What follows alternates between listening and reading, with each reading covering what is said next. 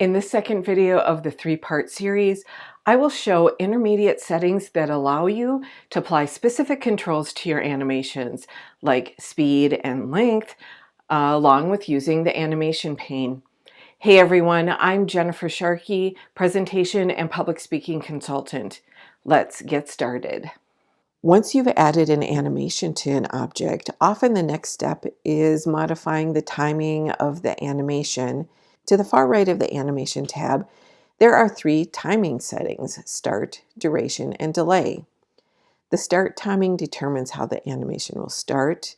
The default is on click, so when you click your mouse, the animation begins. The next option is with previous. The object with this setting will animate at the same time as the previous animation. In this example, the triangle animates with the circle. The third start setting is after previous.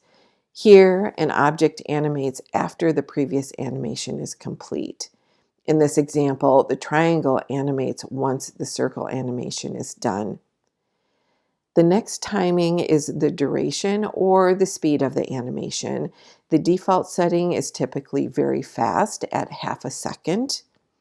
You can use the up and down arrows to either speed up or slow down the animation by quarter intervals, or you can type in the duration. In this example, you can see the triangle fly-in is much slower than the previous examples. As a side note, the duration can't be changed for some animations. The last timing is delay. This is a slightly more advanced setting, and this setting delays the start of an animation. The default setting is 0, meaning there is no delay.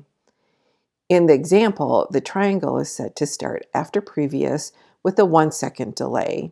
Now that you know how to modify a single animation, we can move on to applying multiple animations to one object. As I mentioned in video 1 of this three-part series, clicking a different animation in the gallery replaces the previous animation. In this example, I will set the object to fly in, pulse, and then fly out. To do this, I select the object, I choose the fly in animation, then I click the Add Animation button, choose Pulse as an emphasis. I'll add the third animation, clicking the Add Animation button, and then choosing Fly Out.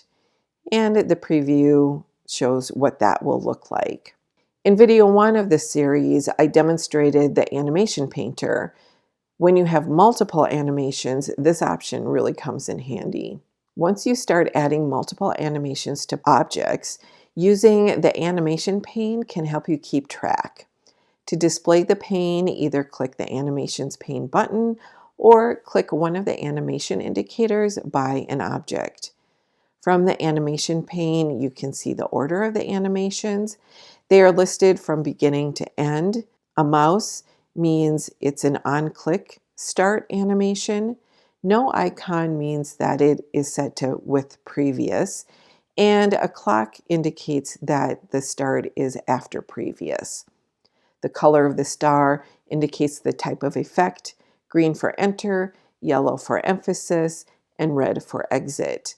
If you can't see color very well, the lines indicate whether it's an enter, an emphasis, or an exit. If you want to change the order of the animations, you can use the up and down arrows or just drag and drop.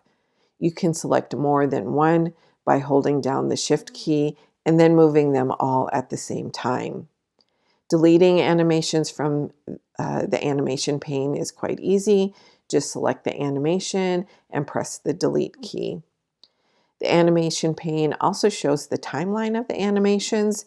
The placement of the bar on the timeline indicates when the animation will begin and end. You can drag and drop the bar to change the delay, and you can resize the bar to change the duration of the animation. When you mouse over or select an animation, to the far right, a small down arrow will display. By clicking the arrow, it provides options to show more settings for the effects and timings. Let's take a look. You'll notice there are 3 tabs: Effect, Timing, and Text Animation. In the Effect tab, you can add a dim after animation setting. I usually apply this to content that I have as part of a list. So when I'm done discussing one bullet point, I dim that option and then display the next option. If you don't want to apply an exit animation, you can also make content disappear right after the animation or hide it with the next mouse click.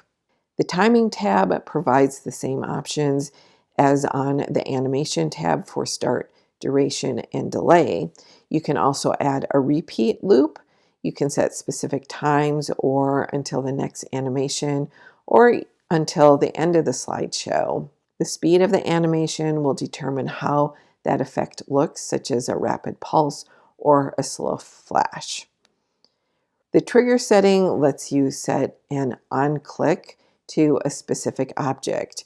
When you click the object with your mouse, it activates the animation for a different object. This differs from a typical on-click animation because the object itself must be clicked for the animation to work. To do this, apply the animation to the specific object, then select the animation in the animation pane.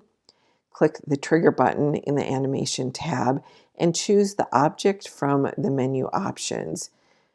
Repeat this process for each object. Renaming objects in the selection pane helps if you have several objects to trigger. One reason I like this option is because it allows me to animate in any order. In part 3 of this video animation series, I will discuss considerations for animating text and then show how to use morph and 3D objects in your animations.